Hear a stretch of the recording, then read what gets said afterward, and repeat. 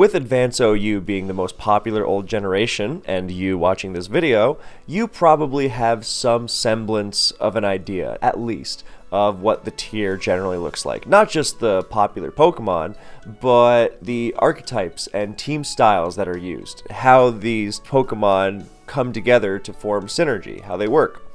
So, with that in mind, you are probably looking at the teams on the screen right now, and they are not really gelling with your conception of the tier.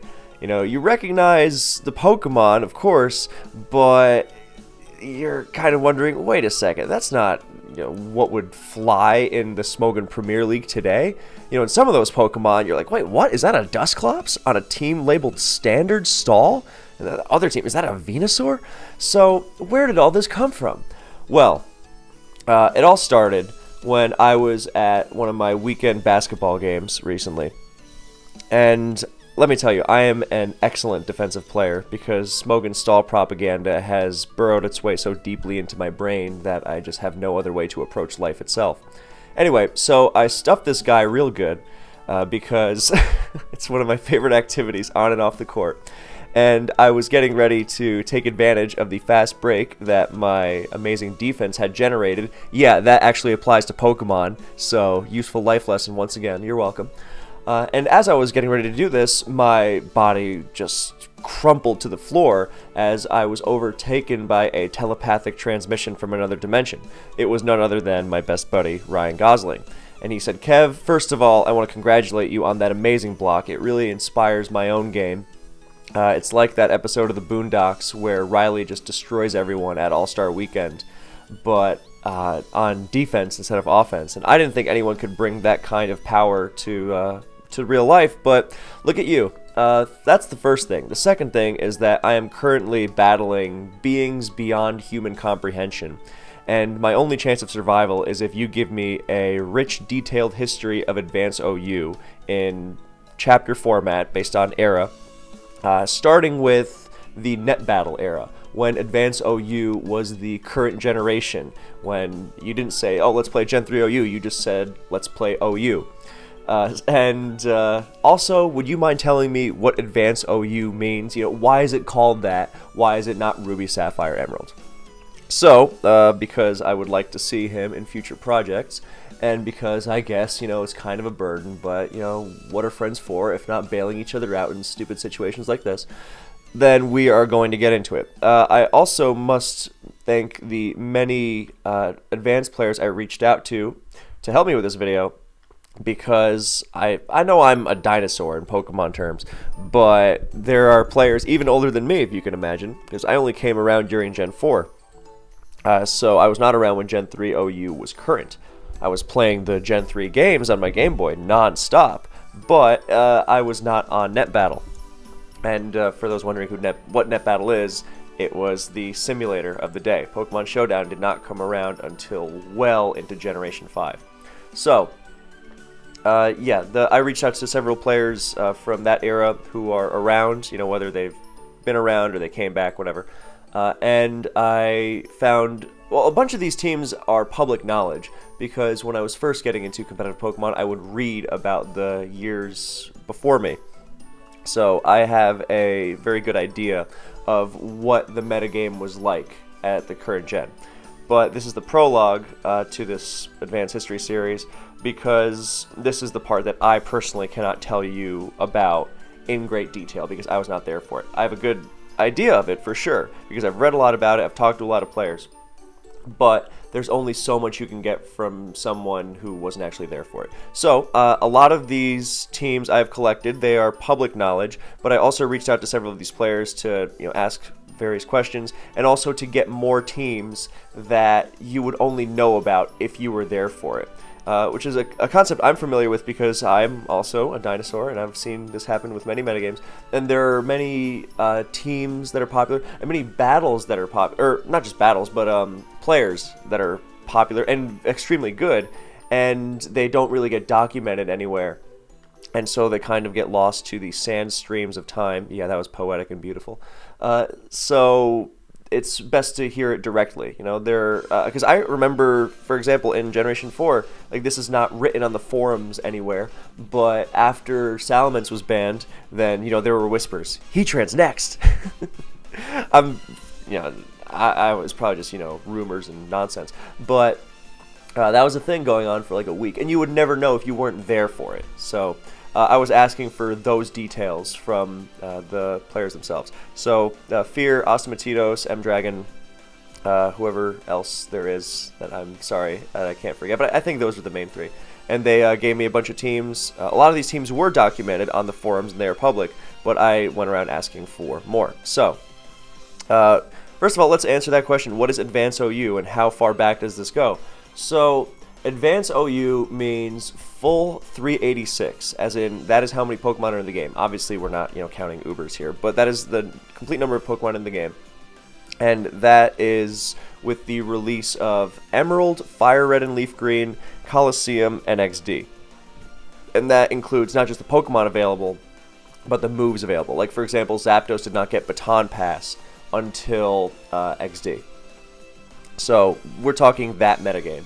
And there was a metagame before it. It was when Ruby and Sapphire came out, there were just 200 Pokemon.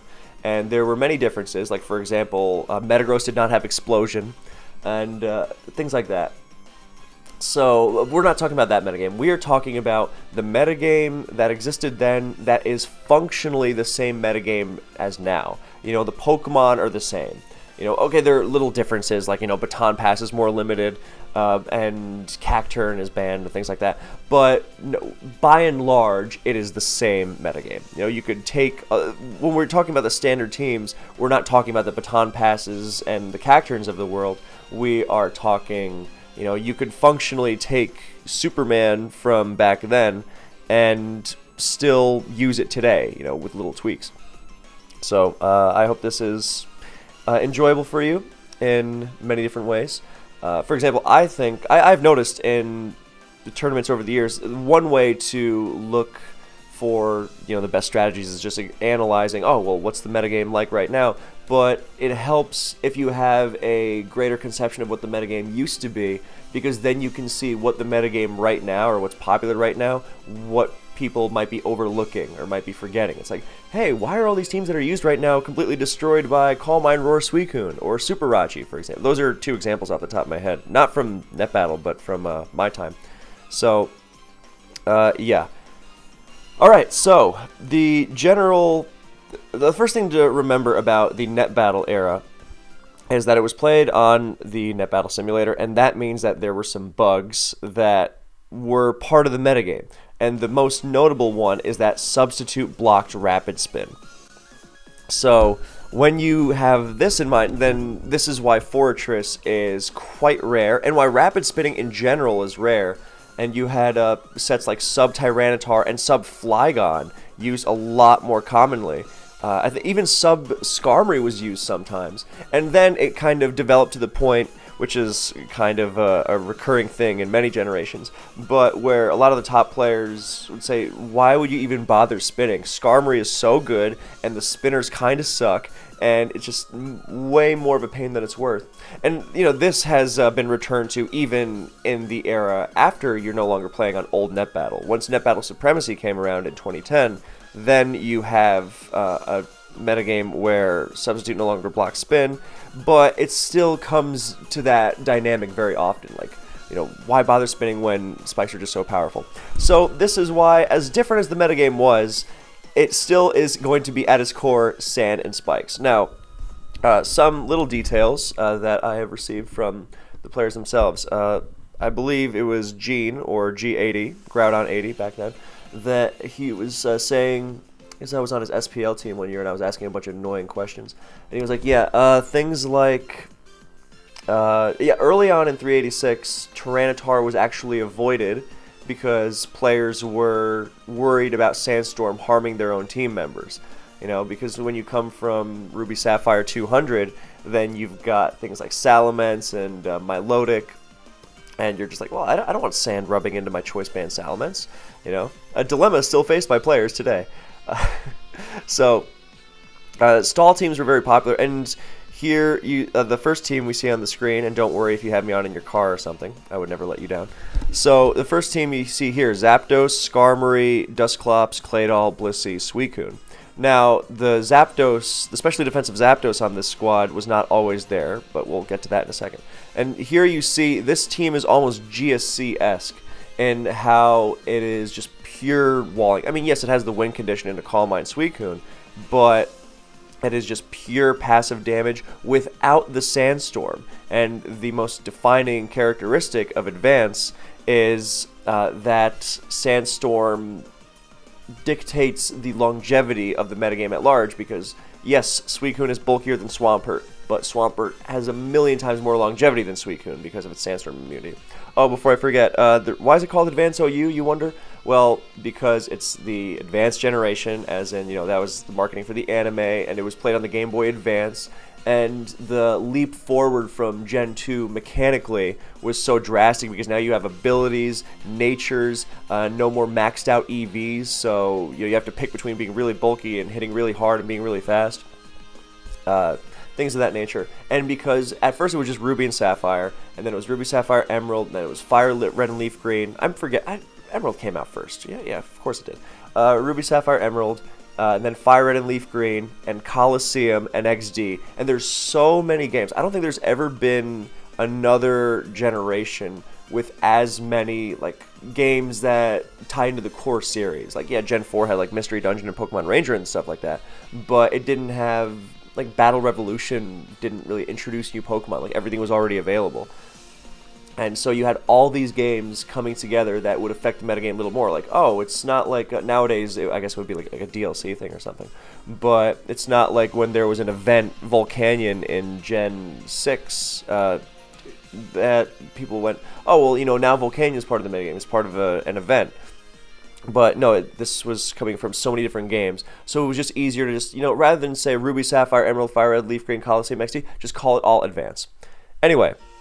So in these early advanced doll teams, they're very focused on, avoiding sand, playing super long games, and then this set came about to destroy them. These teams used to run Donphan very popularly, actually, instead of Claydol, because Dusclops was the spin blocker because, Gengar, cool. Yeah, Gengar, no more maxed out EVs, very frail. Misdreavus, frail. This new thing called Dusclops, very, very bulky. I like Dusclops. So Dusclops rapid spin blocks something like Claydol all day, can handle Starmie pretty well. And so people were running Donphan as a rapid spinner because its Earthquake hits Dusclops really hard, so eventually you can spin. So, this is putting aside the eventual development of that, hey man, why are we bothering rapid spinning anyway? We can just ignore spikes, but we'll get to that. For now, we're still thinking, oh, we should rapid spin because, the kind of GSC mindset. It was new at this point. You had never had so many viable Pokemon hovering above spikes. In GSC, you can't really build a Superman team. You have Zapdos, Skarmory, that's pretty much as good as it gets. You can start throwing in things like Articuno and Dragonite, but it's going to be tough. So, you have Skarmory, Dusclops, Claydol or Donphan, Blissey, Suicune, very standard, right? And then this set called Tyrannoboa came around. And unfortunately, I cannot tell you where exactly the name came from. But I remember that the boa part of that was all caps. So I assume it was named after a player, but you'd think that player's name would be more well known. It's not like Crocoon, which also came around in this generation. Crocoon is Calm Mind Rest Sleep Talk, and it was named after Cromat, who made it very popular for beating Scarm Bliss. Crocoon is generally the first set, or one of the first sets, that players learned were named after someone. Because it's like this kind of standard terminology when you first get into Pokemon. Oh yeah, that's a Crocoon.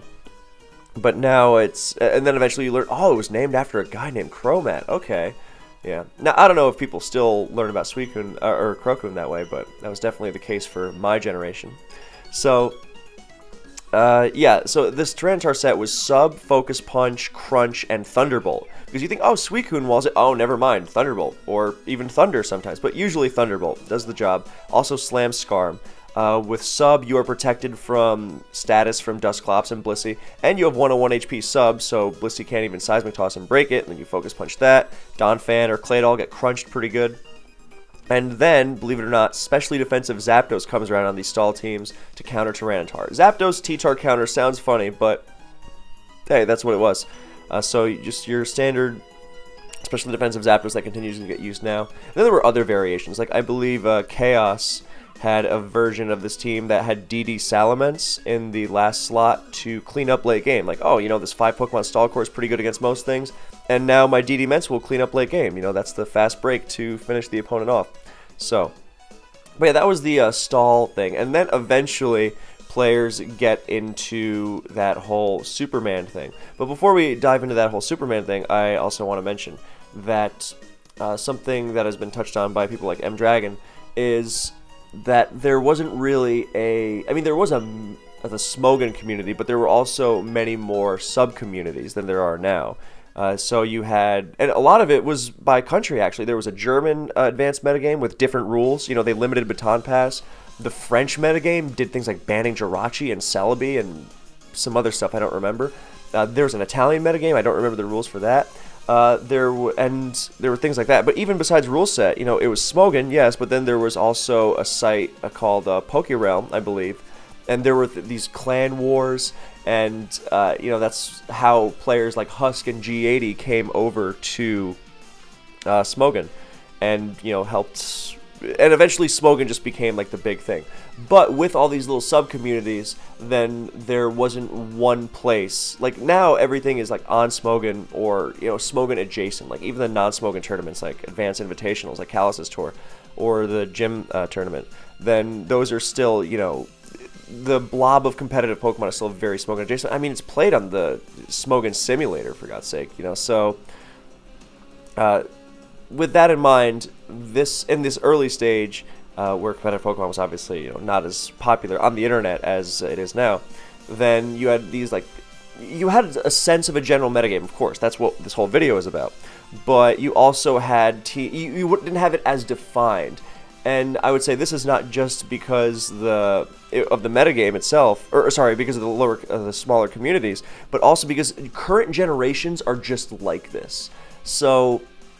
I'm not saying that those smaller communities didn't influence the styles of the players playing them. Like some of the players, even when they wandered over into bigger tournaments, there was a big ATQ tournament. ATQ is this big clan, and they were one of the biggest in fact. But isn't it just adorable? It's like, oh, we've got my own Pokemon clan. We're gonna fight another Pokemon clan. It's great. I love that kind of stuff. Anyway, yeah, you would have. Stuff like that influencing your team style. I'm sure even if you started playing the standard metagame, then you would still have the ideas from the Italian metagame or whatnot that would influence you. So, but also I think it's because current generation is just different because the standards are not so set in stone. I mean, yes, okay, you're gonna have T-Tar and Metagross and Salamence are good, shocker, but it's more in the way we have archetypes. Like if you open the Advanced OU sample threads right now, or Vapicuno's guides, or maybe one of my videos or something, like all those videos that explain the standards of the metagame, those are a lot more defined now because they came after the fact. They came over years and years of development. Remember, current generation is not that long in the grand scheme of things. You think about 3 years ago in terms of today's Advanced OU, and that was yesterday. But when it's current generation, it's being figured out in real time. It's all new. And so a lot of stuff that is popular or good during the current generation, after the fact you realize, oh, it's really not that good. I mean, there's all sorts of examples here, but anyone who was around in Gen 4 knows how popular and how good Vaporeon was, and now the idea of using Vaporeon is absolutely laughable. So things of that nature. So that is another reason why these teams are unusual to today's eye. I think a lot of them, still, some of them are going to be less unusual, obviously, like Superman is still a great team today, but a lot of them take that with a grain of salt, and I'm sure a lot of them would still work, because I think I've noticed a lot that a lot of the time when you revamp an old team, it's like, hey, this had some good stuff to it, all it takes is a little bit of tweaking and you still got something good. Anyway, so mentioning that because you've got the Superman team from Veteran in Love, which is a very important team, and then you've got a bunch of other team styles from Vil that are not as standard looking as today. I mean, they've still got the same important features, but you've got you got rock resists and things like that, but you get why it will not conform to the standardized archetypes of today as they have been laid out. So, everything we have today is a progression of what was before. It didn't just come out of nowhere. So, Superman, big deal because, again, that whole realization I keep talking about. It's like, hey, the spinners are kind of bad. It's so much more trouble than it's worth. But spikes are so good, so abuse the spikes while hovering above them yourself. And I have a whole video called Superman in Advance OU for more details, so I won't harp on about it too much. But this team there were so many variations of this team. They were, like the Veteran in Love one original is obviously his, but it was used by so many other players like G80 and Goofball, and pretty much everyone. It's like there are teams that are recognized by the best players as so good, so defining, so of their time, that everyone good will use a certain team style at a certain point. Every generation I see this. It's like everyone realizes, oh, this is the style. I mean, they'll make their own personal tweaks, for example. Like, I remember Goofball's version. There was a version of this team, I don't remember who used it, but it had max speed Toxic Scarm. I don't remember what. I think it was a relic from Ruby Sapphire 200, where sometimes Skarm would run Jolly, not to HP Ground Magneton, like might be used today, but, rarely, but to get a second layer of spikes in before Magneton would KO it, because originally Skarmory was not a specially defensive Pokemon. And more on that in a second. But yeah, there was versions like that, and then Goofball had a version with Sub-Screech Flygon, a Screech to help you break through Resting Suicune, for example, or Milotic. So, yeah, that was one variant of it. Or there were many variants of it. Each of the best players who used it, they were like, no, this is it. And every generation has this kind of thing where a certain team style is so powerful that it's like, dude, you got to use this because this is what's best against the metagame right now. And obviously Superman is timeless. I mean, even when there's new variants of Superman, now you have things like Gengar, Moltres, whatever. But, it's just the general concept that was so revolutionary. And even the original Superman 6, the T-Tar, Scarm, Zapdos, Flygon, Swampert, Arrow, still good. Some things are just, yeah. Anyway, so that's Superman, of course. And, you would see things like Sub T-Tar. I thought the coolest thing ever was having a set named after you. So not just Crocoon, but another popular one in the Advanced era was Viltar, named after Veteran in Love. And it was Sub Rock Slide Focus Punch HP Bug, which hits pretty much everything really hard, especially with spikes. And I believe that was the variant that G80 also used on his T-Tar in this. Although sometimes he would switch it out for HP Grass for more help against Swampert. But yeah, Sub Rock Slide Focus Punch HP Bug, and that was called Viltar, and you would have things like Viltar here and Sub Flygon, so you would have these two sub Pokemon, so it's like, yeah, I'm gonna spin with my Claydol against these. Oh, never mind. So, and they also have HP Bug, so yeah, and Fortress, very, very rare. There's also, Flygon was also a lot more popular back then. And it wasn't running defensive ever. That did not exist. It was very popular to see the combination of Flygon and Swampert together to wall electric types, because they either have HP Grass or Ice, but not both. So rather than run a true special wall, then you would run those two together. Obviously, against special attackers like Starmie, then that trick doesn't really work. It's more for the electrics, or like offensive Calm Minders, but that's where you have things like Aerodactyl coming into play. So, also worth mentioning, offensive Calm Minders, not really a thing. You will not see, they were not the standard they are today. You would very rarely see an offensive Suicune, but extremely rarely. I can't emphasize enough. Offensive Celebi, pretty much, even rarer. Practically non-existent from what I can tell. It would run Calm Mind BP Psychic Recover, if anything. But that was as offensive as it would get. A lot of the other standards you see today, like DD Ments, CB Ments, things like that, then yeah, sure, a lot of those other standards were there, but Suicune was almost always, yeah, that could have been phrased better, but it was defensive, bold, rest. And Jirachi with Calm Mind, it was very commonly Wish Calm Mind, also bold, also very defensive. It was known for being a pain back then, too. But you wouldn't have, these Calm Mind spam teams. That was one of the most defining innovations of the post-Netbattle era. One of the first ones, even. But let's not get ahead of ourselves just yet. So here we see another stall team used by Vil. In fact, he used this post Netbattle too. I remember he brought this to at least one SPL game. Cloyster, Dusclops, Blissey, Celebi, Swampert, Salamence. I think he used it against McMegan. I think I might even have a video on it. Oh, speaking of, if you would like to see a video of like the Netbattle era in action, then in my Superman and Advanced OU video, that features G80 versus Goofball, both using their variants of Superman against each other. And I also did a Pokemon's Greatest Battles video about Husk versus Loki, and that one I really, really recommend. That is a perfect snapshot into the era, because G80 versus Goofball was a little after the fact, because Gen 4 had already come out and was, actually Gen 5 had come out at the time of that battle, but it was still, the defining feature of the Netbattle era, when it ends is when Advanced OU becomes played by the masses again. And when does that happen? That happens in early 2011 when Smogon Tor is added, Smogon Tor adds Advanced back.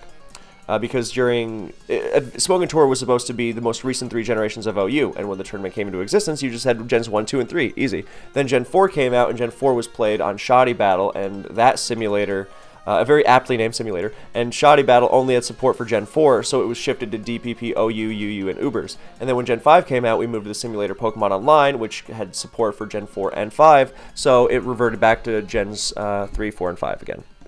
So, yeah, and that is, before that, then, after Gen 4 came out, the only players who were still playing into Advanced, you didn't have players jumping from Gen 4 into Gen 3. That didn't exist. You practically didn't even know that Gen 3 was played competitively. And it just didn't happen. So the only people still playing Gen 3 were the people who already played Gen 3. So they were still in their metagame. And since the game wasn't being played as much, there were still tournaments, like for example the ATQ tournament of 2010 and the Smogon Premier League in 2010. That motivated a lot of the older players to try something new and push the metagame forward a little. But it was still, after the generation is no longer current, a lot of the players will leave and things kind of slow down. So the Netbattle era ends in early 2011. That's when things start really changing. I think there are very few exceptions of people who started in Gen 4 went back to Gen 3. I think Jabba the Griffin is the only one I can think of, but if anyone watching/listening knows of any others, please let me know.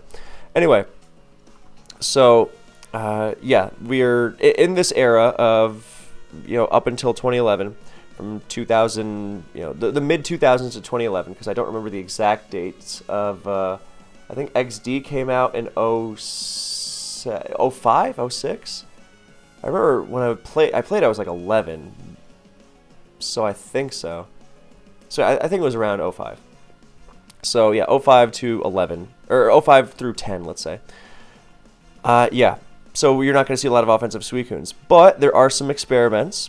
Like above the stall team, you see from Veteran Love Liquid Flame, and this is a very unusual team, not just because Charizard was pretty much never used, but because it had a Suicune, which became kind of a trademark for Vil.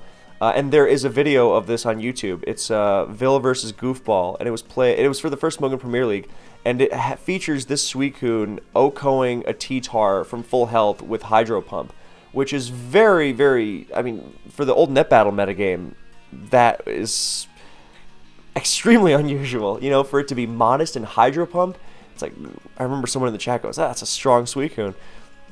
Because obviously it's an offensive team, so it fits. But for this kind of offensive team to exist, that looks more standard today. Not standard in terms of archetype, but back then it would be very unusual. So you had, and the Charizard wasn't anything like you'd see today. It wasn't Sub Punch or Beat Up or whatever. It was Sub Sunny Day with Pitaya Berry.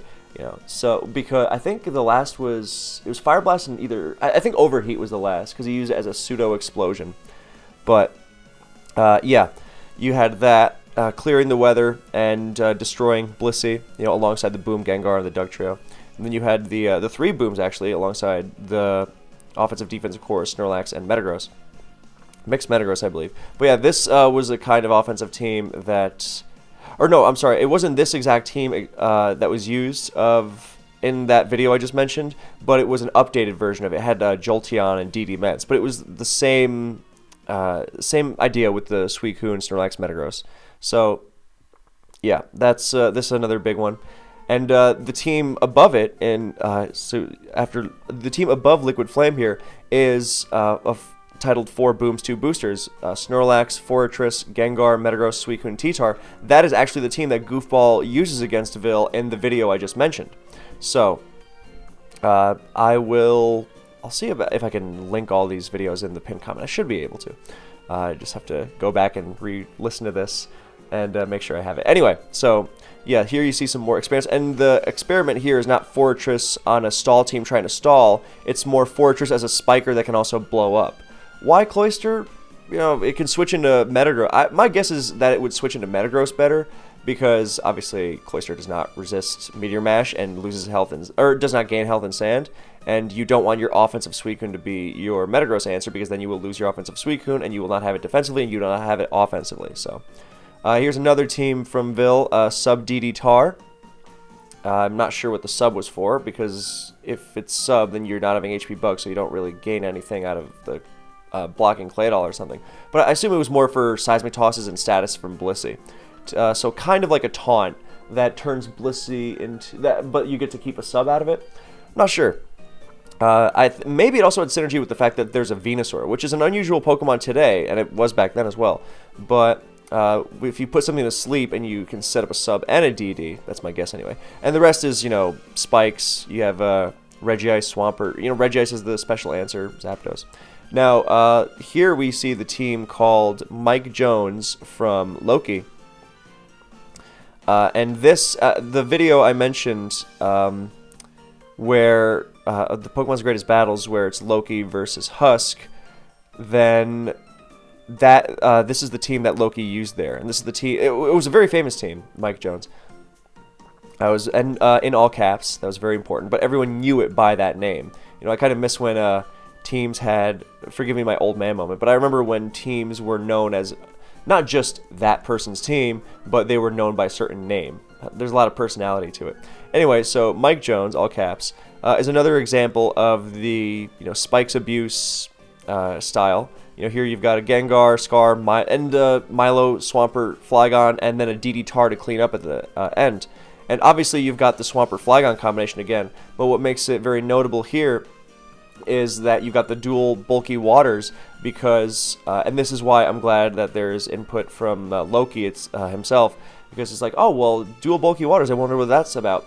And then he said specifically, around the time he made that team and used it in the official Smoking Tournament, he went on to win. Then a lot of teams were focused on wearing down or removing the water type and then sweeping with a Dragon Dancer. So with 2 water types, you make that a million times harder. So yeah, then here we have 2 more super. Are those not the same thing? What am I thinking of here? Oh, no, I'm sorry. Yeah, here we have 2 Superman teams from G80. Actually, this first Superman team, Gengar, Scarm, Zapdos, CV Mence, Swampert, and Blissey, I used it a lot when I was first getting into Advance. I was very comfortable with it. And what's notable about it is that it used Rest, Sleep, Talk, Skarmory, because sleep phasing is really strong. So, yeah, and it's so about the special defense of Skarmory. Physical defense was the standard, of course, because you look at Skarmory and it's like, well, what am I going to miss it? Well, physical defense, of course. And even when I was getting into Advance in early 2011, then I was asking, hey, I was asking Heist actually, hey, why doesn't Skarmory run Spadef in this gen? He was like, well, because it's not like you can take a Surf from Milo or Vaporeon and then roost up. And I was like, oh, wait, what? Oh, right, there's no roost in this generation.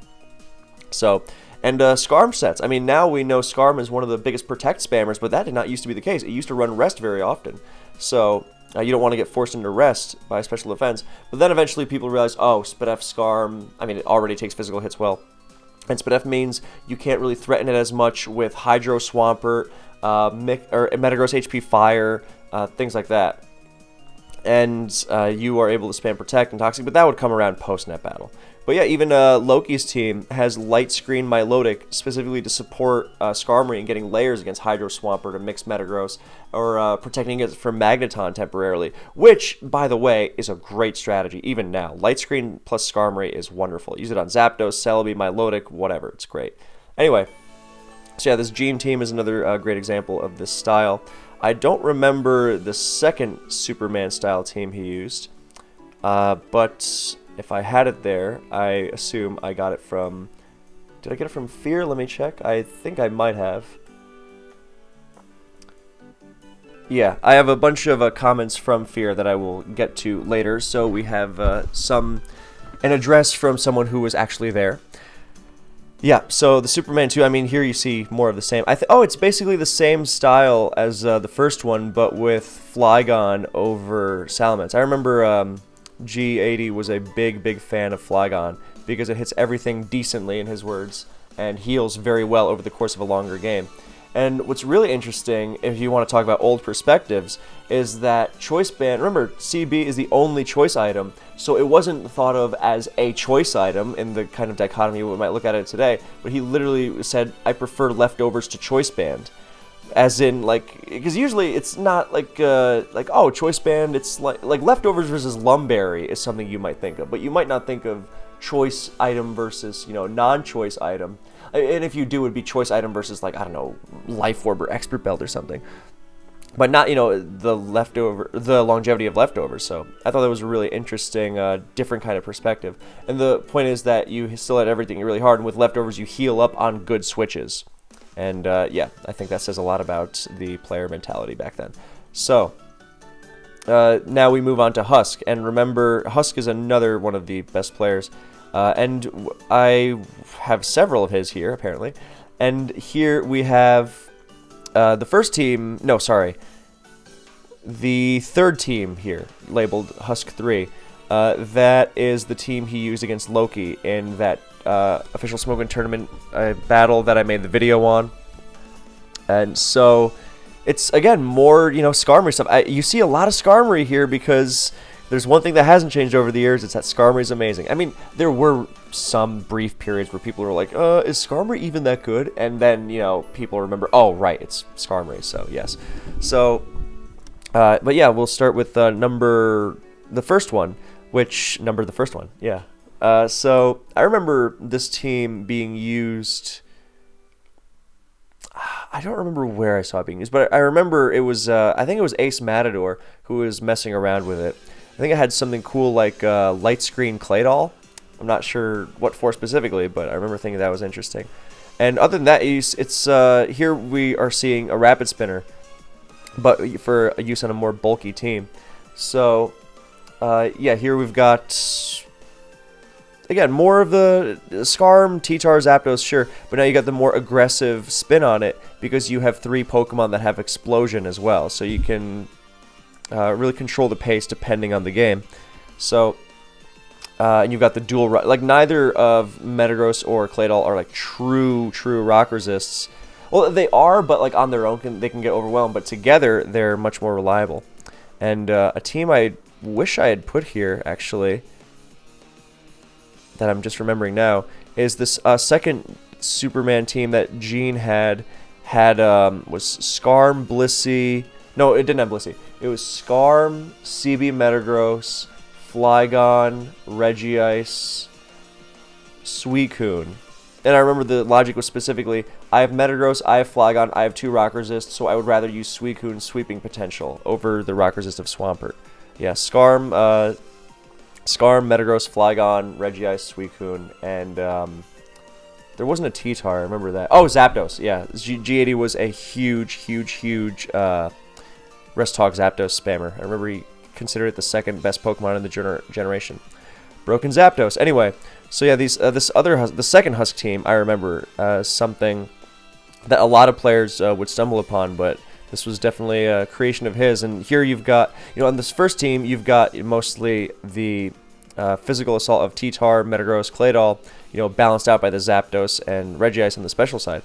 But here you have the Suicune added on top of it. So over where Metagross was previously. So now you have more of a special element. And I remember this also, speaking of mentality of the era, there were no replays. I mean, people knew each other's teams, but there was both there was both less information and the culture was different. So, and what that means specifically here is that with less replays, you are not going to need to build as many teams just to stay ahead of your opponents, number one. you would build teams anyway. I mean, these players all had a billion teams just because they liked building them, but it wasn't, a tournament situation where you have to build a new team never before seen for every single one.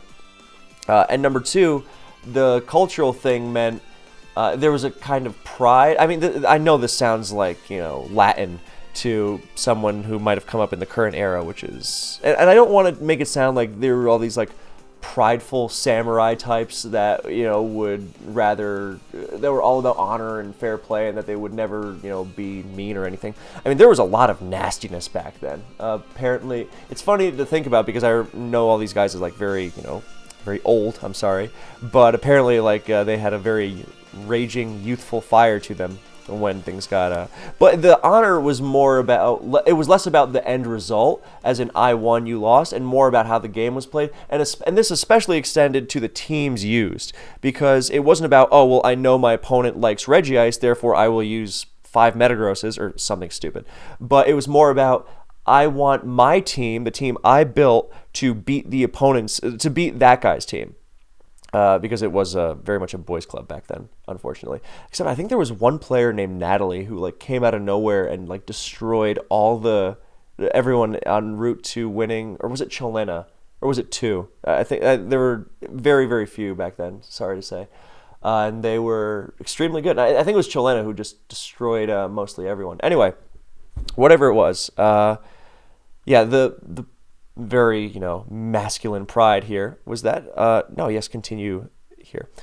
So the element I'm talking about here is that people wanted, it wasn't about winning at all costs, it was about showing my team can beat your team, or I can beat you with my team, not a team I specifically engineered to counter yours. Nowadays it's very different, of course. Nowadays you would say, well, why are you so predictable that I can just counter team you so easily? But it was, that's because now it's more normal to build more teams and have more teams.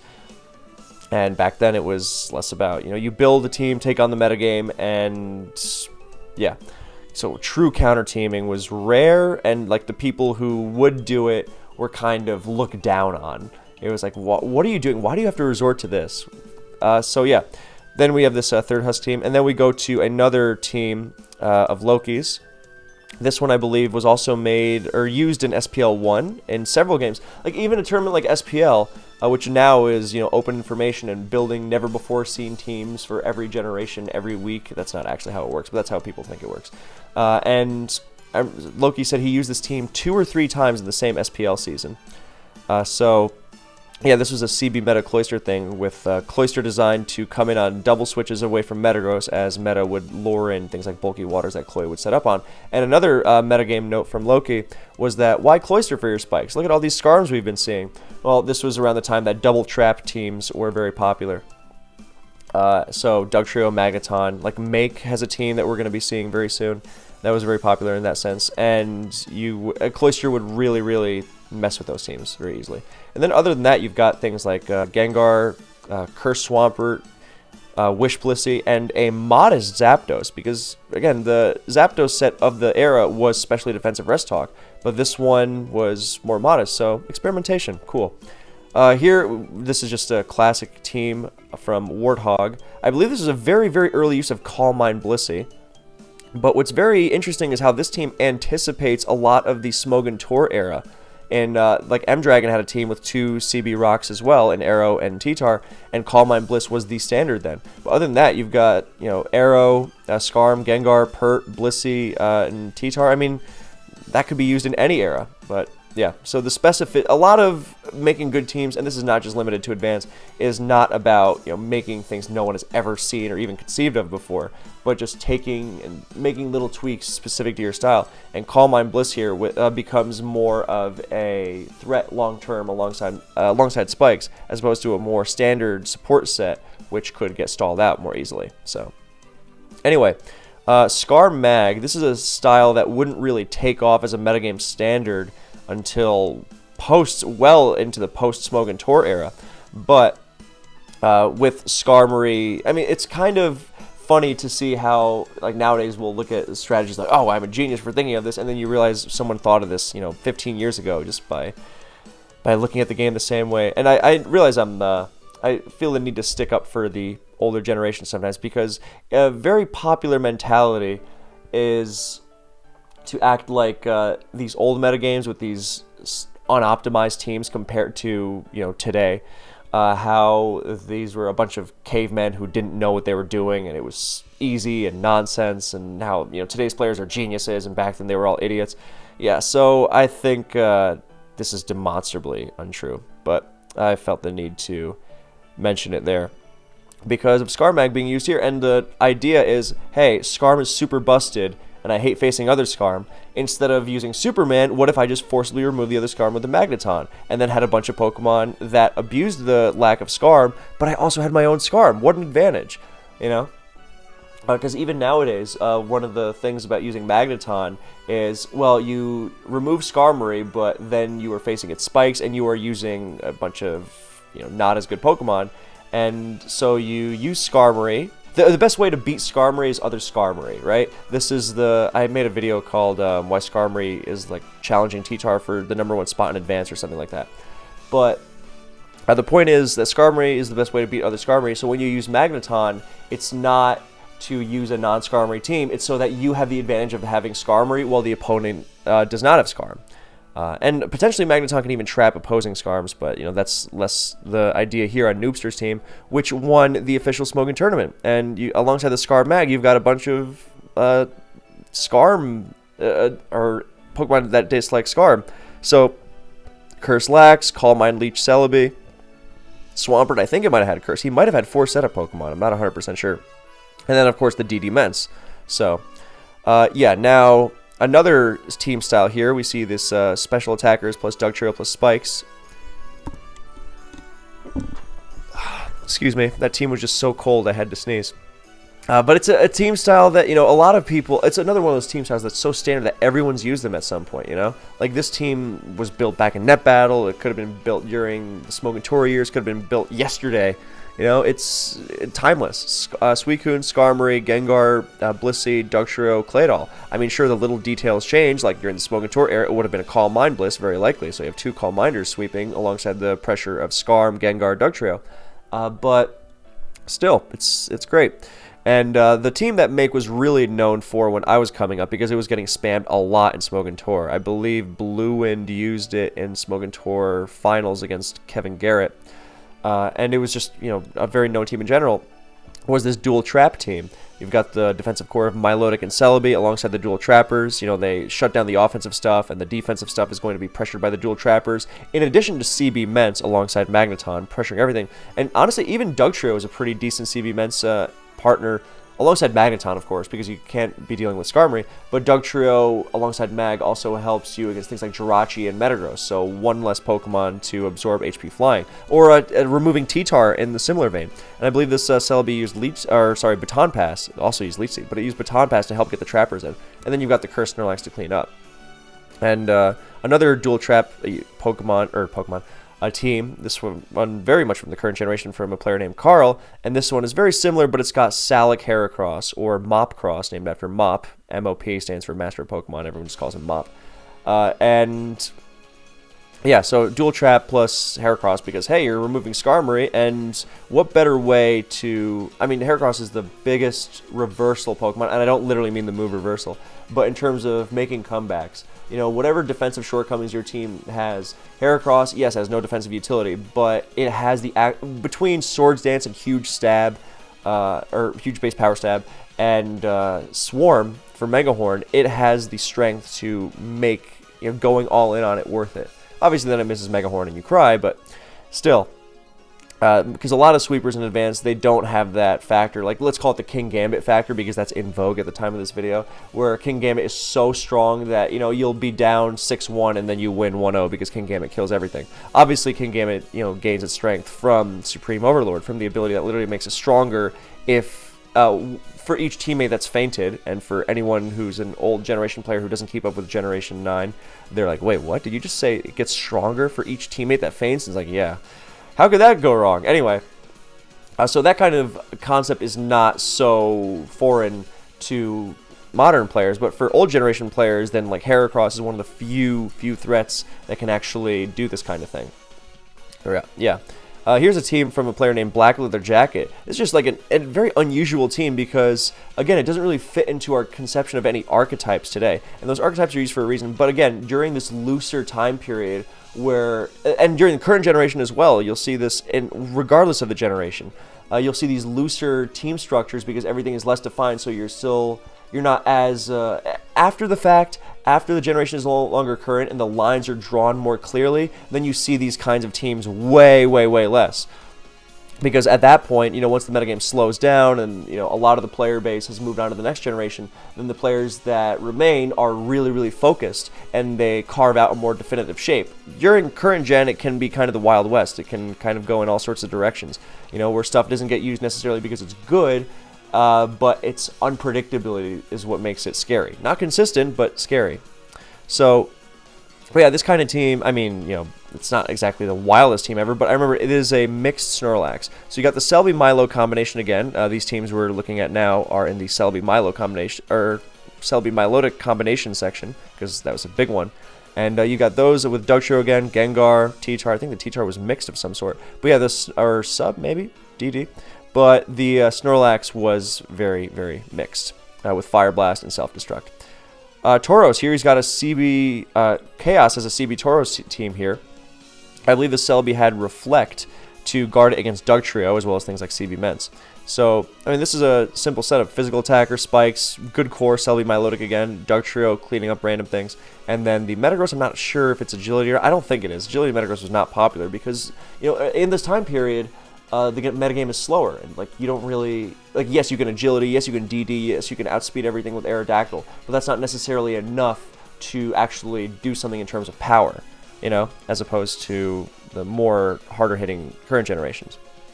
So, because I remember when me and my buddy were trying to play Advanced early on, he was like, wait, dude, there's no Choice Scarf in this gen, DD is broken, and then, that very much turns out to not be the case. Oh, here I have that stall team that mentioned earlier, the Scarm, the standard stall, but with the DD Ments last. Yeah, cool. Okay, Netbattle stall from Imperfect Luck. No, not Netbattle stall, just stall. I forgot all these teams are labeled Netbattle. But yeah, here is another, here we see a Spin Starmie, rare, but, I mean, 32 PP, natural cure, talk about longevity. You've got, the Celebi Starmie combination means you have 2 32 PP, you've got 64 recover PP on this team. And 3 natural cures with Blissey backing him up. So, a lot of longevity, not a lot in the way of direct offensive damage. This is a very IPL-esque in this sense. It's not like Gen 4 where you've got, Stealth Rock on top of it. But, there's not even anything like Will-O-Wisp here. So, this is a very, very long-paced game. But, the longer the game goes, the scarier Rest Talk pressure Zapdos gets. So, alright, here we've got some stuff from Astamatidos. Team called Six Paths of Pain. I think that's a Naruto reference. I don't know. I never got into it. But now here you've got a Superman-style team where instead of the Swampert that you would see for... or actually, you've got, instead of Swampert and Zapdos, then you've got Regice and Gengar, which gives you a more true special wall. During this time, this was not a resting Regice, because it's a very aggressive team. And it was so aggressive, in fact, that sometimes the Flygon was even choice banded, I believe. But the Regice is used here not just because it is a better special hit taker against all sorts of things like other Zapdos and Starmie, but also because it is a special threat to help you threaten things like Scarm, physically defensive Scarm, Swampert, Flygon. The rest of Regice. Like the special walls, it used to be, there's Blissey, Snorlax, Regice. Nowadays, we know of those 3, if you're using them as a true special wall, it's just Blissey. Rest Snorlax, rest Regice, even less so. It would use Psych Up to try and beat Calm Minders, which, I mean, that was never really a popular set at the high level, but that was one of its standards. And then, over time, it was developed that, look, Regice is actually very decent if you use it in a more aggressive way. So this team of Astas is a much more aggressive use of Regice. And here we see Fear running a very similar team, but with Fortress over Scarm, but this one is not about rapid spitting. And let me see, if I have his comments here. Let me try and pull them up specifically for this.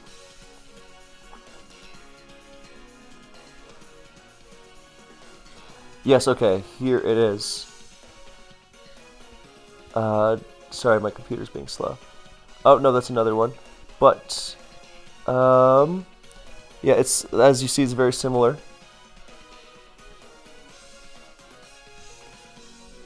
Ah, stupid Discord.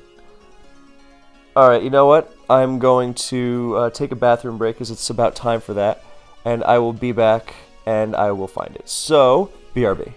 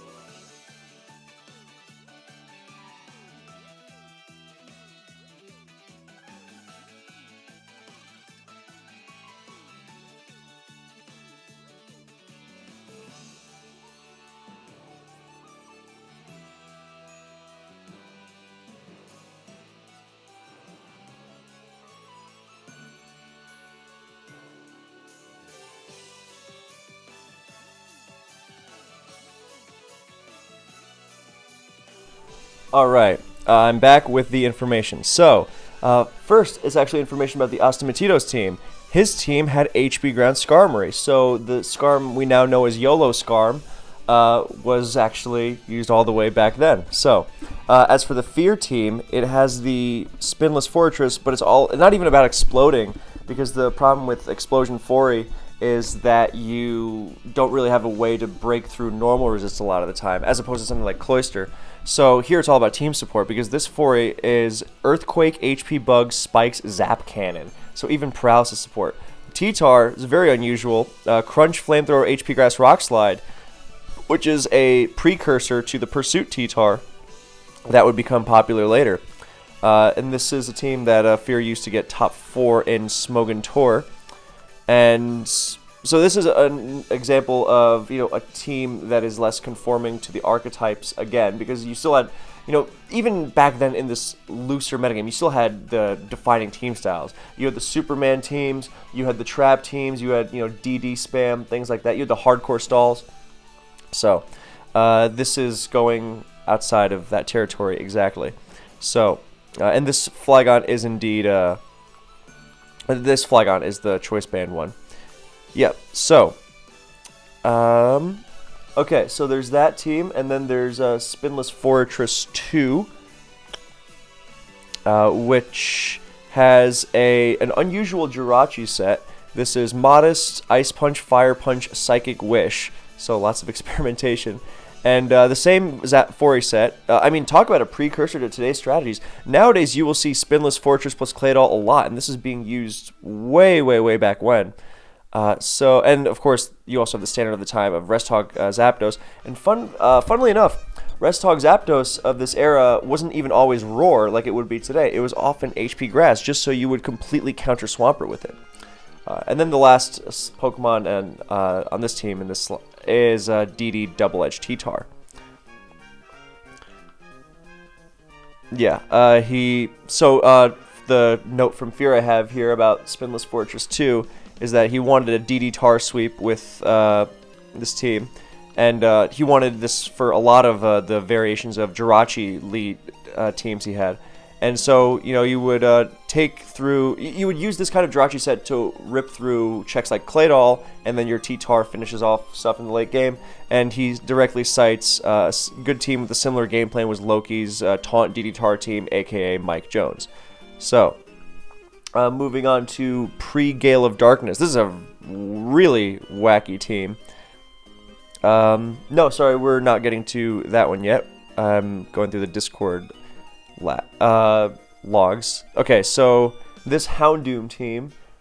Nope, sorry. Okay, I take it back. I'm looking at a lot of teams right now, so my eyes are starting to cross over. Okay, so this is a CB Tar alongside Fori and Dusclops, and yeah, another stall team. But the goal here is CB Tar doing as much damage as possible. Fori to set up on Pert. Special walling side gets covered by Blissey and Zap, and for longer games, you have the win condition of dual pressure with Resthog, Zapdos, and Dusclops. And so this is looking for neutral matchups at worst across the board. And he also says, back then we didn't used to switch up teams, and it was best of one, so you wanted something that could at least have multiple win conditions and cover as many threats as possible. So, and the team is grounded, but makes up for that with Wish, which the Blissey has. And what this reminds me of, the double pressure thing, is once I saw a team from Dexa, who was also a team, name modern advanced players might recognize, but he was also around in the Netbattle days. It reminded me of a team he once had where the plan against opposing Rapid Spin was literally to pressure stall it with Zapdos. Which is wild, but yeah, that was how it went. So yeah. Anyway, the Houndoom team, the Rest Talk Snorlax. This was a set called Fearlax with Curse, Frustration, Rest, Sleep Talk, and it was used by a player named Starwolf, an admin. They used it with Sleep Talk and Double Edge. But he specifically cites this as a team to chill and just mess around with, because most of the time you were idling in a server on Netbattle and chatting while playing here and there, and of course you didn't always want to show your tournament teams around. So this is directly from Fear. And this team is aimed at luring out Gengar for a Houndoom trap by using the Calm Mind Firegrass Celebi as bait to lure in Gengar to try and disrupt the pass with Taunt or Explosion or Hypnosis or something.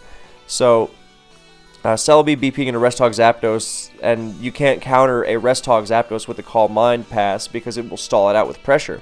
So, and the Snorlax with its EVs, its Adamant 112 attack, so at +1, its Frustration will break T-Tar subs, specifically for this sub T-Tar, which was at the time a new metagame innovation.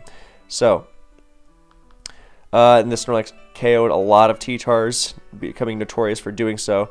And they were calling it Fearlax specifically because it has max defense, and they had no idea how it kept beating arrows and T-Tars, how physically bulky it was. And as a last Pokemon, this Snorlax could, beat Superman on its own. The Gengar here is also a Sub-Punch Gengar, which used to be very popular. I believe it was called McGar, after a player named McGurr, as in MCGRRR, and they just call it McGar. Specifically because, when you're facing these stall teams, then it's all about Scarm Bliss, and this was when Scarm Bliss really took off, not GSC, because in Gen 2, then Blissey is not really spammed as a special wall, it's Raikou instead. Not that Blissey's bad, but... And, yeah, when you have Scarm Bliss dominating everything, you're looking for things like Gengar with the, the Thunderbolt for Skarmory and the Focus Punch for Blissey, and obviously, you have... a million opportunities to come in and throw that off because it's Gengar with amazing typing. So, yeah, and then the Houndoom, which is a kooky, unusual goofball of a Pokemon. Not literally goofball to user, but goofball of a Pokemon even today. But you've got a Beat Up and a Will-O-Wisp alongside the obligatory Fire Blast and Pursuit. So it really messes with a lot. Okay, now we're moving on to SBK's Balance Team. This is another kind of like loose. I remember when I was getting into Advanced, some players would tell me, it's like, dude, you almost don't even, you just have to use good Pokemon and it'll be fine. And that kind of is, it isn't true, but teams like this, are examples of what they're talking about. Like, there is synergy for sure, of course there is. I mean, look at look at this, the Celebi baiting in other Dugtrio, so your own Dugtrio can revenge KO it, and then open up Raikou. I mean, that's a classic which was used by all sorts of teams following this. But generally, you wouldn't see things like CB Ments plus, you would see things like CB Ments plus Dugtrio a lot more commonly.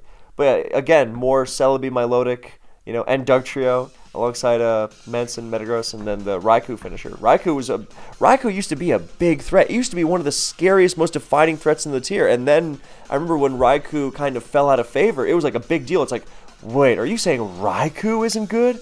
I mean, dude, it's Raikou. It's one of the scariest. But no, back in this time, this was in its prime. Yeah. I want to go back to the Houndoom team for a second from Fear, because I also have another note here that he had a lot of teams similar to this with a more casual approach and secondary threats such as Sceptile and Charizard, because Tournament Advance in 2004 through 2008 featured almost exclusively very similar top-end teams. So Superman, Milotic Celebi Balances, hard stall teams, and then the teams that were trying to counter those. And when you're just trying to hang out and play for fun, then you want to mess around with these with this more casual approach to the daily net battling routine, as he put it. Okay, so now on to M-Dragon, who's got a couple things here. He's got another Celebi Starmie Balance team, also with Snorlax and with Salamence as well, CB. But he's also got Starmie here for spinning long game. And again, you've got the dual 32 PP Recover Natural Cure combination.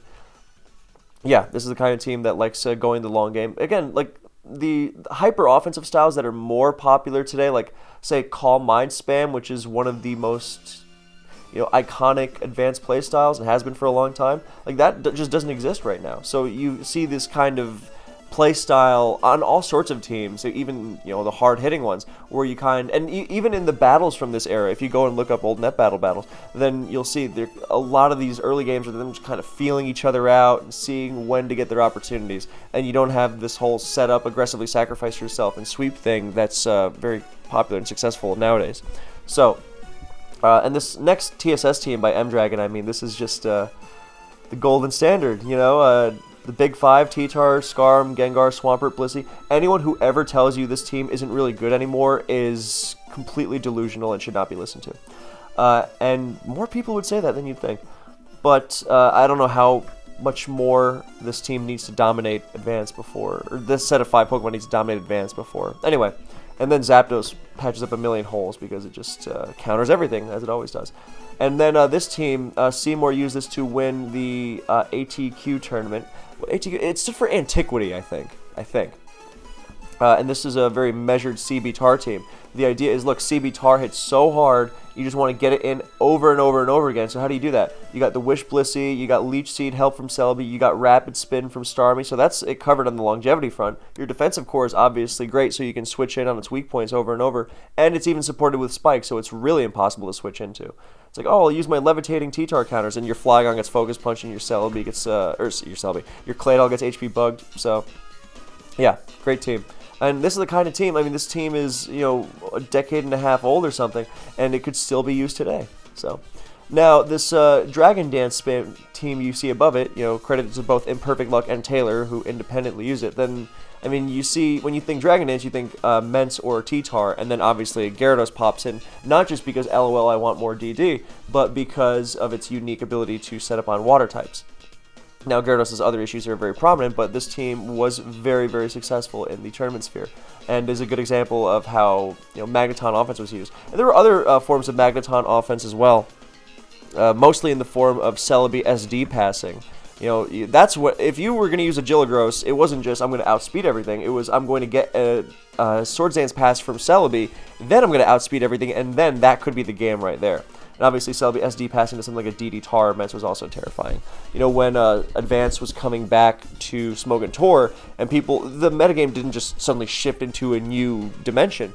It was a lot of remnants from this Netbattle era. This is why I personally recognize a lot of this stuff, not just because I've read about it, but because I experienced it. When people were getting into Advance, a lot of people weren't building their own teams. They were like, all right, well, what gets used? And what was getting used was stuff from the Netbattle era. And I remember a lot of people specifically were like, I don't want to learn Advance. I want to just I want to get easy wins, and so SD Celebi Pass was their version of it. So, but yeah, a lot of these other teams, you would face in those early days, so it's not like they instantly stop being used. And I mean, some of them you still can see today, like Superman. So yeah, that's DD. And now, speaking of old players who you had to be around and know them because, back then, not as well documented and such, there was a player named Majin Tupac Z, a German player, who was considered the best advanced player for a long time. And he was very, very, very aggressive. Unusually so for his time period where, we had this more let's feel him out play style. And he was very innovative as well. I mean, he came from the German metagame, which is part of what I meant earlier about how the community you come from might shape your way of thinking even in more standardized settings. But yeah, he was playing nonstop and innovating nonstop, and you had a lot of really good stuff as a result. And some of these teams I even recognized. My God. Yeah, I saw him in action when he came back afterwards, but that's for future videos. But yeah, like even something like Pursuit T-Tar, he was the inventor of it. There is Fear sent me a log of proof of this dating to January 2010, and Pursuit T-Tar would not make its big stage debut thanks to Tamahome and Halloween, who were also Netbattle players, by the way. Yeah, Tamahome and Halloween, they would not make that set popular until second half of 2011. So, and this way predated them. I think there was something even like in 2009. Sapientia and Majin Tupac were experimenting with it.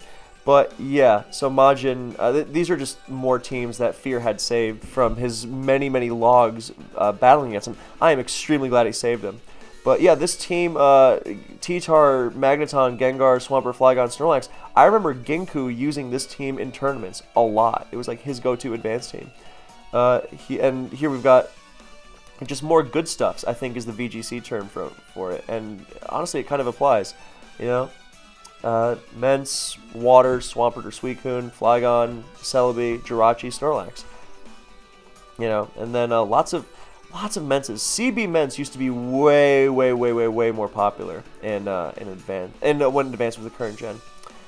Yeah, so here you got Celebi, Magneton, Jirachi, Snorlax. Really cool stuff. This team, now, Gengar, Suicune, Snorlax, Dugtrio, Jirachi, Raikou, this is something that is more representative of special offense. So, I mean, look at this. Already ahead of the curve with this much more aggressive approach. Wow. Use of Breloom in January 2010. About almost a decade before it was used seriously in tournament play. And then, some more stuff. This, 2009. I remember Majin used to ladder with this fighting spam team. This Metachan, Breloom, Heracross, Starmie, Blaziken, Swampert.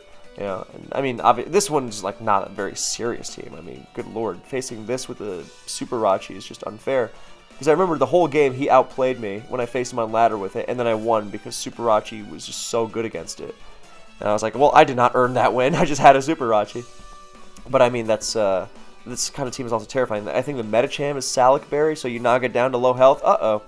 Yeah, and then you've got Arrow, Lax, Milo, Zapdos, T-Tar, Jirachi, and Scarm stuff with Swampert, Gengar, T-Tar, Standard, okay, then a Regice, and then a Raikou finisher. And I think that really is a great way to sum it up, in that you had like the standard style, and nowadays I'm not going to argue that Raikou is optimal at all, but this is more representative of the era, in that you could have Scarm, Swampert, T-Tar, Gengar, the standard stuff, and then Regice, okay, that's still in line, even though it's not as standard now. I think Jirachi now likes Regice in these Scarm teams, and it's really good. It's much more consistent than the special offense stuff. But then you would see Raikou, not just because it was a top threat, but because it doesn't have to perfectly synergize with... I mean, it does have good synergy, but it's not the super optimal last slot. Because nowadays, you have Scarm per... And not just nowadays, but for a while. Scarm per Gengar, T-Tar, Special Wall, Filler, right? And that last is going to be, one of the optimized ones. So, Mence, Moltres, Arrow, Zapdos. But, here you could just Starmie. But here, you just check on Raikou because, yeah, it's my late game cleaner. It works. And it's kind of a more intuitive way of playing. And I think that's, for good or ill, however you want to think of it, that is more representative of the era. Okay, so we are going to finish this off by me directly reading from what Fear wanted to be sent, or wanted to be sent. You know, so directly his notes from the era. So, yeah. So here we go. The following is all fear. Metagame was very different back then because of sleep talk mechanics. A lot of the EVs and moves were edgier, with more coverage moves because you want to actually KO stuff through rest. Similarly, the EVs were usually aiming at getting offensive breakpoints, if not maxed in a stat. Metagame was not smoothened out, and having big 5 or so called top Pokemon, i.e. Skarmory, was not able to run a special defense set. It's not that people then were dumber, that they didn't try out Rest Talk Spikes, but Whirlwind, bulky Scarm into Zapdos was unkillable from Skarmory because of the Sleep Talk set. And then you still had CV, Metagross, DD Ments, or the super popular Superman teams with sub-Focus Punch T-Tars to cover. Kind of forced Skarmories to run physical bulk if you wanted spikes more, so they needed to carry Tox, and therefore get into a slow pace control game. So with that said, everyone and their mother had run a version of Superman at some point, and got a successful run. Some were trying to change it up from Goofball, so it would be their version. But none truly came to be as successful as the original one with Sub-Screech Flygon that Vil made and Goofball used. And, sorry, I'm just checking this. Yeah, he sent me a variant he had with, oh, no, this is the second G80 Superman. Yeah, this is the one with, no Sand and Gengar. Anyway, and I remember this makes more sense because G80 also said, you know, he's tried a lot of things. This is me, Kevin, talking again. G80 said he's tried a lot of things over Arrow in that last slot, but he always comes back to it because you really, really need its cleaning powers like him. Anyway, back to Fear. So what the Gengar version of the Superman team did differently was it's weak to Ice Spam. You know, that was one of its few weaknesses. Regice, like offensive Suicune like that one Vil used. If you catch Zapdos, it's lights out. And you can't afford to run much special attack because DD Tar and Flygon and Arrow Spikes would run over your Swampert. So that's why Swamperts are also usually maxed in HP and defense. Sometimes you cheat on the defense and go to 286 or even 275 defense. And I remember a lot of, this is BKC talking again, a lot of those Swamperts when I was getting into it, I was like, well, these Swamperts are physical walls, but they've only got like 136 defense EVs. And then they're really loading up on special attack to KO DD Menses for one, but also to really slam Skarmories.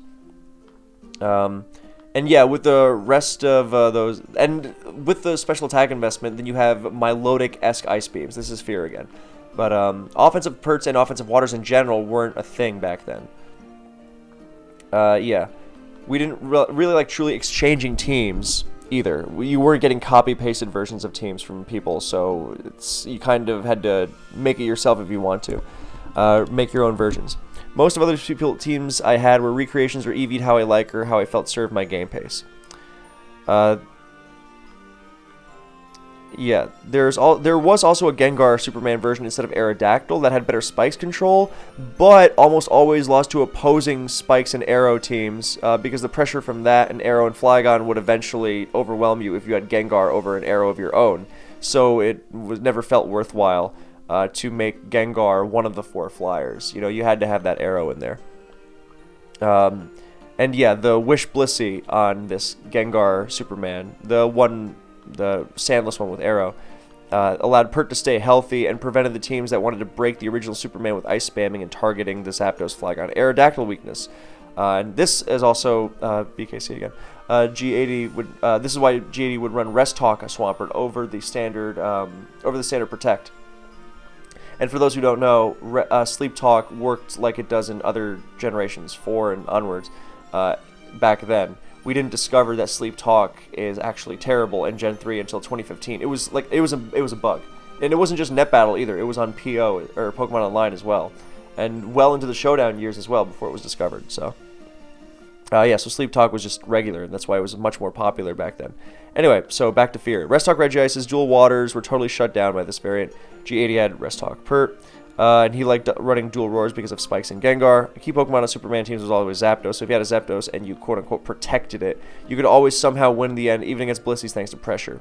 So, but this variant, the Sandless Gengar version, this team wants to protect Zapdos and keep it for later, whereas the original Vil team pushes Zapdos forward to take hits. Now we're going to skip ahead a little bit to more about the teams used.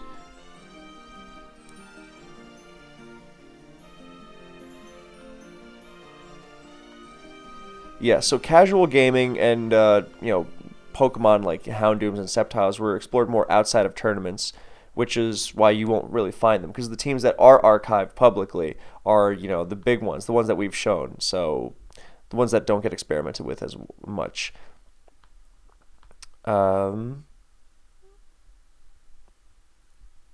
Yeah, and I think that's basically. Oh yes, okay. Here we've got a good one. So Fear is telling me here about the popularity of Toxic Wish Salamence towards the later stages of advance. Bold, Mence, max HP, close to max defense. An example of why it became popular is seen in Tupac's teams. If someone was projected as a DD Mence spammer, switching it up to Toxic Wish and landing a crucial Toxic on Milotic or Swampert was game-winning, since Refresh Waters were not a thing at all. Refresh Waters did not come around until way, way, way later into Advance's existence. Yeah, there was also the January 2010 log with Pursuit Crunch T-Tar, which was also around the time of the first SPL. And yes. And okay, that's basically it from Fear. So I'm sure there's obviously so much more to talk about, and in the next video we're going to be going over the Smoke and Tor era, which is when I came around, so I can give you that experience firsthand, fortunately. But yes, I would love more excuses to come back in the future and talk about old players that were underrated back then. So if there are any old heads out there who are around and have stories they want told, then leave a comment, reach out to me on Discord, stuff like that. That's basically it. Thank you so much for watching / listening. I hope you enjoyed this. I hope you look forward to the next part, which I will hope to get out soon. I just have to organize the teams, but that should be easy because it's not I remember it, so I don't have to go around asking people. Thank you, and I will see you in the next one.